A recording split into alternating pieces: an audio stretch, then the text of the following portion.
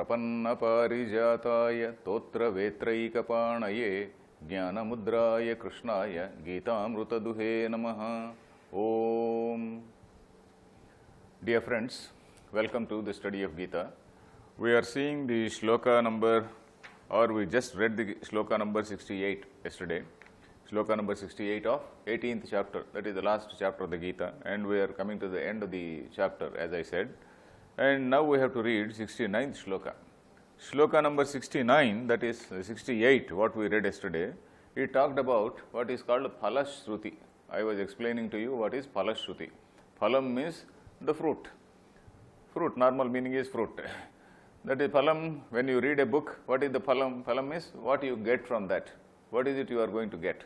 Phalashruti. Phalashruti means that the author is telling you as to what you are going to get after by reading that book. So what Krishna said in that 69 is about the teacher who teaches this message to my bhaktas. My bhaktas again does not mean Hari Bhakta and this bhajana people. The people who want to know what is Atma Tattva Jignasu. Bhakta means Atma Tattva Jignasu, a person who wants to know what is the nature of this Atma, what is the nature of the self. He is the Bhakta.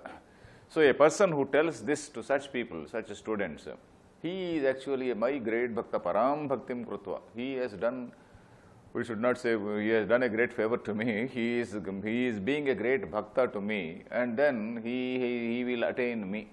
Because the person who teaches, he is a person who has some idea about what is that reality. And who is also trying to, he may be a jnani, he may not be a jnani, but then he is trying to know something. So he will attain me. So that is what he says. 69th shloka is also about the teacher. In the 69th shloka, Krishna is saying, he is most dear to me. A person who teaches this Gita is most dear to me. So that means, in the present context, okay, I am talking about myself, let me say. So there's something to say like that. Okay, he said this, here he says, a person who teaches this, there is no one who is more dear to me than a person who teaches this message. Nacha tasman manushyeshu kaschin me priyakurtamaha bhavita nacha mesya tasmad anyah priyataro bhuvi. So tasmat anyah kaschit na priyakurtamaha. Tasmad anyah means apart from him, there is nobody else who is dearer to me. Apart from Tasmad anyah means apart from him. Tasmad anyah manushyesu, among all the people, na kaschit priyakurtamaha. Na kaschit priyakurtamaha means there is no one who is dear to me. So he is the most dearest. Priyakurt tamaha. The word tama, the pratyaya tama indicates the superlative. Taraha tamaha. For example, Guru, Gurutara, Gurutama, Priya, Priyatara, Priyatama, let us say. So, Priyakurt, Priyakurt-taraha, Priyakurt-tamaha. That is somebody who is superlative. Tama is superlative. That he is the dearest to me. There is no one who is much, there is no one who can surpass him. Nacha tasman manushyeshu kaschin me priyadarshanaha. That means there were none other dearer to me than the person who teaches or propagates my teaching. Then bhavita nacha me tasmad anyah priyataro bhuvi. And there is no one, he is just repeating the same thing again. There is no one who is dearer to me. Bhavita means not only now, bhavita is in future tense. So nobody will be dear to me. No one is dearer to me. No one will be dearer to me. That means a person who teaches this, he is so in fact, not only now, even in future, there will be nobody who is dearer. In fact, this is a slight exaggeration, because again, earlier ages also there were teachers, now there are teachers, in future again there are teachers. So again, every teacher, this is something which is giving a pat on the back of the teacher. Okay, you have done a good job. So here in this shloka, what I feel is, we usually talk about how the Western religions, they do come. Western religions, they come and say, it is our duty, God has mandated that we have to teach, we have to propagate, etc., etc. And God has given us orders to convert the whole humanity, etc. But here also, there is some little bit of some such thing. In this shloka also, Krishna is saying, yes, you have to teach this. But then, you should not teach, this is not from the point of view of converting. You have to teach him to convert him from an ordinary man to the God. Suppose when we are teaching Gita, the idea is not to converting him to Hinduism or something like that. When we are teaching Gita, we are supposed to teach Gita to a person who is a sushrushu, a person who has attained some little bit of purity of mind. And such a person, by following what are all the instructions of this text, he has to come out of his narrow shell. He has to come out of his narrow shell and become one with Brahma. So that is the idea here. So when we want to convert people from their narrow shells. We want to shake off their narrow shells, and then we want to elevate them to the level of Brahma. Whereas in other religions, the conversion is a herd mentality. Yeah, I want the entire, so many people are with us, all this is a physical flock. So that is the basic difference which we have to see. We have no mandate, or we have no order. There is no such order by Krishna or by any other text that you have to convert the whole people. In fact, even in the Upanishads also, though the Upanishads say, Swadhyaya pravachanabhyam na pramaditavyam. So a person is supposed to study, that is Swadhyaya, and also keep teaching, pravachana. That pravachana, in order to preserve the language, preserve the Shastra Sampada, preserve the Shastra. When I am teaching this, I do not know who is listening. There may be some people who are jignasus. There may be some people who are just casually listening, and out of intellectual curiosity also there may be some people. But then here there is, what I am doing is following that Upanishad order, that is Swadhyaya pravachanabhyam na pramaditavyam. You are supposed to study, and you are also supposed to preserve that Shastra tradition. When I am teaching this, I am just doing that. Above, in fact, if I want to be a real guru, in fact, I have to be really an evolved person. In fact, I do not know, I can't say before you, okay, I have achieved this level of purity of mind, etc. It is not only to me, whether I have attained any purity at all or not. So, whether I attain purity or not, you may attain purity. Sometimes it so happens that the teacher may not be a very evolved person. The student may be an evolved person. So that also can happen. So like that here, Swadhyaya pravachanabhyam na pramaditavyam is the order given by the Upanishads. That means you have to preserve that Shastra Sampradaya. Again in the Vedas again say, Jayamano vai brahmana tribhirrunavan jayate. A person who is born, particularly a brahmana who is born, he has got three obligations. One obligation is to the gods, and one obligation is to the rishis. One obligation is to the parents, forefathers. The obligation from the indebtedness to the gods, he has to redeem himself from that indebtedness by performing worship, etc., worship of the gods. And again, Swadhyaya, by doing Swadhyaya, he has to redeem himself from the indebtedness to the rishis. That is, rishis have given us this entire, all the scriptures. And you are not supposed to leave it to the winds. We are supposed to preserve it. How to preserve it? Only by reading, understanding, and propagating. So I am supposed to do that. And again, by the indebtedness to forefathers, because my father, my grandfather, they have given this dharma to me, and I am supposed to give this dharma to my successors. So that is what Vidya Vamsham and Jati Vamsham, both Vamshas are there. Jati Vamsham is my son, his son, etc. Vidya Vamsham is my student, his next student, etc., etc. So this way, every person is supposed to preserve this Shastra and also propagate it. Not from the point of converting people into some sort of political, religio-political entity, but for enlightenment, personal enlightenment, to shake off their normal, limited shells and become a bigger personality. Bigger in the sense, you identify yourself with Brahma, not identify with your religion, your caste, etc., etc., coming out of these narrow shells. So, next shloka we see, that is 70. The next shloka is talking about the result to the listener.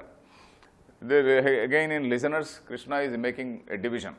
One is a very serious listener who adhyayanam karoti, a person who studies it well. Studying and listening, two ways. Studying is seriously listening to that and then seriously taking notes and seriously following it, and also trying to listen to many other gurus also, for example. So that is studying. Listening means casually just we are listening. That is two levels Krishna is also distinguishing. So the first level is adhyayanam karoti, yaha adhyeshyate. So the 70, sloka number 70. Adhyeshyate cha yaimam dharmyam samvadamavayoho jnana yagyena tena aham ishtasyamiti me matihi. Adhyeshyate cha yaha imam dharmyam samvadam. Yaha imam dharmyam, yaha means the person who, imam avayoho means that which has taken place between you two, we two. Avayoho, aham, mama, avayoho, asmakam. Mama is my, avayoho means our, two of us, asmakam is of all of us. That is Shashti. Here, avayoho is Shashti Dvivachanam, avayoho sambhashanam. Or we can say avayoho sambhashanam, it can also be in Saptami, the conversation between us. So then, the conversation between us, avayoho sambhashanam, what type of samvadam is it? Dharmyam samvadam. Dharmyam means that which is in accordance with this dharma, in accordance with dharma. Krishna is not saying anything which is in conflict with dharma. Dharmyam, dharmat anapetam. That which is in tune with dharma is dharmyam. That which does not deviate from dharma is dharmam. Dharmyam. So, dharmyam samvadam. Samvada also we have come across this word in the very beginning. I told you, samvada. Samvada means the discussion between the teacher and the student, where the student is freely asking questions, the teacher also is explaining. That is samvada. Samvada is the communication between the teacher and the student.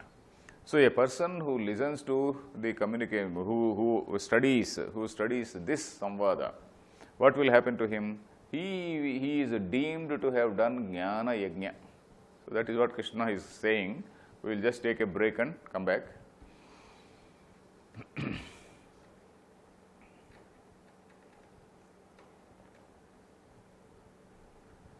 Let us resume. So, Krishna is saying that a person who studies this samvada, this discussion which has taken place between you and me on the nature of that supreme reality, on the nature of jiva, on the nature of this whole universe, etc. So, a person who studies this, he is deemed to have performed Jnana Yajna. Jnana Yajna to me. Jnana Yajnena tena aham ishtaha syam. Aham ishtaha syam means I am deemed to have been worshipped like that. I am deemed, he is deemed to have performed a yajna. I am deemed to have been worshipped in that manner. In what manner? Jnana Yajnena. We have seen this Jnana Yajna also. What is this Jnana Yajna? We have seen in the 4th chapter of the Gita. 4th chapter talks about Dravya Yajnaha, Tapo Yajnaha, Yoga Yajnas tatha pare. Dravya Yajna. Dravya Yajna means I am a rich man, I want to do a yajna. So I summon some Brahmins who know Vedas, and then they keep reciting Vedas, and they put so many things into the fire, and then there is what is called ultimately a huge bundle is put into the fire. So all those things, that is a big ritual.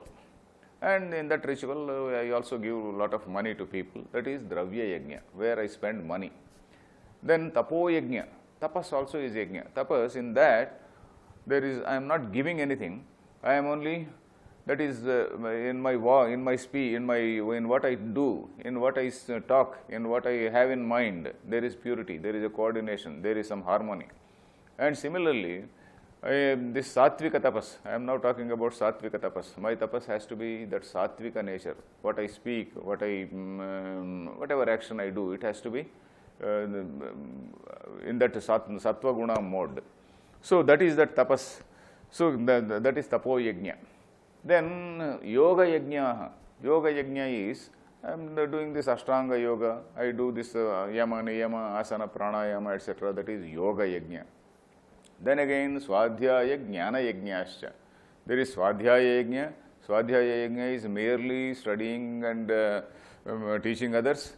And again, Jnana Yajna, really trying to know what is that supreme reality. I may be teaching, but still I may not be practicing it. So, Jnana Yajna is, I am also in that sadhana marga.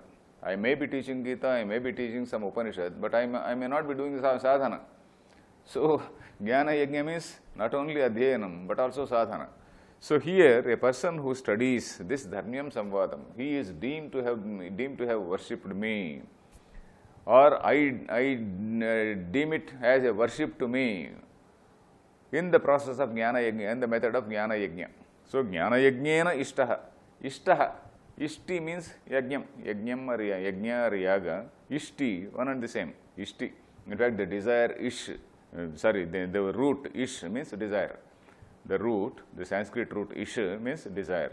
Ishti is having some desire in mind, you are performing some ritual. So, Ishti is the same as Yajna, it is the same as Yaga, some slight difference may be there. So, Ishti. Then, and this 5 Yajnas also, Pancha Mahayajnas also we know. That is a Grihastha, he has to do Pancha Mahayajna. Pancha Mahayajna is this Deva Yajna, Pitru Yajna, Bhuta Yajna. We have discussed it earlier, long ago. So, just to recapitulate, Deva Yajna is worshipping the gods, Bhuta Yajna means giving some food to the animals, then Pitru Yajna is respecting the elders, not only respecting the elders, offering some prayers to the elders. That is again, Atithi Yajna, it is also called Nru Yajna. Atithi Yajna is giving some food to guests. Then Swadhyaya Yajna, studying your portion of the Veda. These are all Pancha Mahayajnas which a person has to do every day. A Grihastha is supposed to do every day. Then, so here, Jnana Yajnena Tenaham Ishtasyam iti me matihi. Iti me matihi means this is my nishchaya, this is my confirmed view. A person who studies this, he has done that Jnana Yajna to me. So, that is contemplating on the message of the Gita. The listener also, he is contemplating on the message of the Gita. So, such a person, he is deemed to have done some Jnana Yajna to me. Then he is talking about the next level of listener, listener, that is an ordinary listener, not a person who has studied it very seriously, but he is, with all Shraddha he is listening. 71, Shloka number 71, Shraddhavan anasuyascha shrunuyadapi yo naraha sopi muktas shubhan lokan prapnuyad punyakarmanam. Shraddhavan anasuyaha cha shrunuyad api yo naraha. Shrunuyad api, even if he listens, even if he just listens to this, Shrunuyad api, I have Shraddhavan Shrunuyad, a person with some Shraddha. When we talk about Shraddha, we should have that 17th chapter in mind, 17th chapter Shraddha Traya Vibhaga Yoga, where Krishna was talking about a person who may not be very well studied in Shastras. Ye Shastra Vidhim Utsrujya Yajante Shraddhayan Vitaha. That is what Arjuna was asking. What was it? Ye Shastra Vidhim Utsrujya. A person who is not very well versed in Shastras, but still he is having some devotion. He is still having some sincerity in mind. So, with all that sincerity and devotion, he is doing something. So, what will happen to him? Simply because he does not know Sanskrit, simply because he does not follow a particular procedure which is mentioned in Vedas, so is he going to get sin? So, Krishna says it is not like that. He will definitely get result. So, here we are talking about Shraddhavan, a person who has that type of Shraddha. Then, Anasuyascha. This word Anasuya we got also yesterday. Anasuya, we know that famous lady Anasuya, Sati Anasuya. Anasuya, in Sanskrit we have to call it Anasuya. In Telugu we write Anasuya. In Hindi, in Sanskrit we have to say Anasuya, because Asuya is the word. Na plus Asuya becomes Anasuya. A person who does not have Asuya, Anasuyuhu, that is when we are referring to a male, it is Anasuyaha. Shraddhavan Anasuyascha, Anasuyaha. That is, Anasuyaha is the masculine form. That is a person who has an open mind. Yesterday I explained to you the meaning of Asuya. Asuya is fault-finding nature. That is a negative mind. Negative mind, suppose I am saying something good and suppose somebody is always finding fault with that. So, that is having a negative mind. That is a person who is not negative minded, and a person, that means a person who has some open mind, Anasuyascha. Shrunuyad api means even if he listens, yo naraha, a person who listens, sopi, saha api, sopi means even he, even a person who listens. That is the first line. Second line says even. So, api has come twice, basically to emphasize. Sopi, even he, muktaha, so he will also be freed. Shubhan lokan prapnuyat punyakarmanam, even he will attain some punya lokas. So the Falashruti, as I said. So he will also attain some Punya Lokas. Again, Loka, if you want to give a philosophical, and if you want to give a Purana type of interpretation, we can say, okay, he will go to some Indra Loka, Chandra Loka, he will dance with so-and-so people, etc. But if you want to take the philosophical meaning, which is appropriate in the context of Gita, we have to take the meaning given in the Upanishads. Upanishads talk about Loka. Loka is not some sort of physical place. Loka is not, I keep telling you, Loka does not mean some three-dimensional place somewhere in the sky, somewhere in the space. Lokyate anubhuyate iti lokaha. Janma, Krishna, Shankaracharya says, Lokyante anubhuyante iti lokaha. Janmani, he says. Anubhuyate means, that is, you are experiencing it, that is, you are experiencing a particular state of mind. I may be in this world only, I have not physically gone to any other loka. Whereas, I am experiencing so much of sadness. So that means a narakam to me. Suppose I have so many anxieties and so much, or maybe some health problem or some other problem, and I am having so many conflicts in my mind and always cribbing. So that is actually, that is a sort of narakam. So like that. So naraka is, that is hell. There is no particular place, a physical place called hell or heaven. So that is what it is the subtle body which is actually experiencing this sukha and dukkha. The subtle body, my own subtle body, is experiencing sukha. My own subtle body is experiencing dukkha. Suppose I go to bed, I sleep happily. I am in Swarga only. Suppose I am tormented by so many things, and then I am actually feeling so bad, guilty, and for various things, suppose I feel, that is actually naraka. So here sopi muktaha shubhan lokan prapnuyat punyakarmanam. Punyakarmanam means of the people who have done punya karmas, the lokas which are obtained by the people who have done punya karmanam. Punyakarmanam lokaha. Punyakarmanam lokaha means those lokas which will be attained by the people who have done punya karmas, all good deeds. So a person who listens to this, he will attain those lokas. So that means the highest, the priority which Krishna is giving to Jnana. Krishna means in our tradition, you have to think of the importance or priority which our tradition has given to Jnana. So you may do 100 yajnas, you may do so many other things. Then what is the priority? The priority is that Jnana Yajna. Jnana Yajna is the priority. And in that Jnana Yajna, there is a person who is teaching, there is a person who is studying, there is a person who is listening also. Even a person who listens, he will also attain lokas on par with those people who have done some punya karmas and then who are attaining some punya lokas. Then we will come to the next shloka. Next shloka, Krishna is asking, finally, okay, have you heard it well? Finally, he is saying, Kachidetat Shrutam Partha, second shloka number 72. Kachidetat Shrutam Partha, Tvayaicagrena Chetasa, Kachid Ajnana Sammoha, Pranashtaste Dhananjaya. So he is asking, hey Dhananjaya, oh my dear Arjuna, Dhananjaya is the name for Arjuna, another name for Arjuna.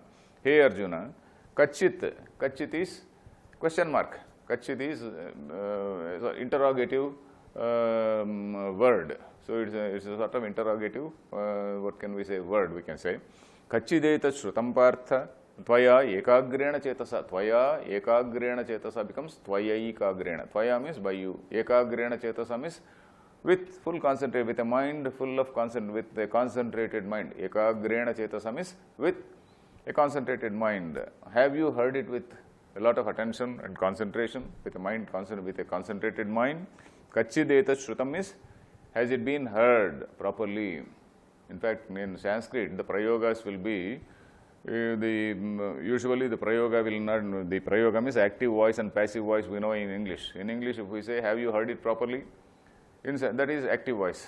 But in Sanskrit, usually, most often, it is in passive voice only. Kachideta Shrutam means, has it been heard properly? Instead of saying, have you heard properly? Literally speaking, this has to be translated as, has it been heard properly? Kachid etat shrutam. Etat means this.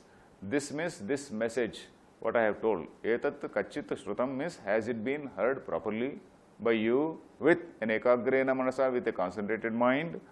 And kachit ajnana sammoha pranashtaste dhananjaya. So you had so much of ajnana sammoha. That is moha, delusion caused by ajnana. Ajnana sammoha is ajnanena krutaha sammoha.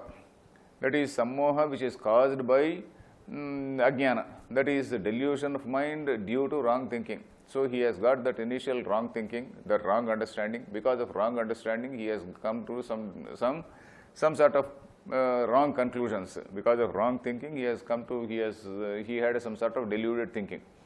Ajnana sammoha. And what is that ajnana sammoha? Ajnana sammoha means he forgot his own duty.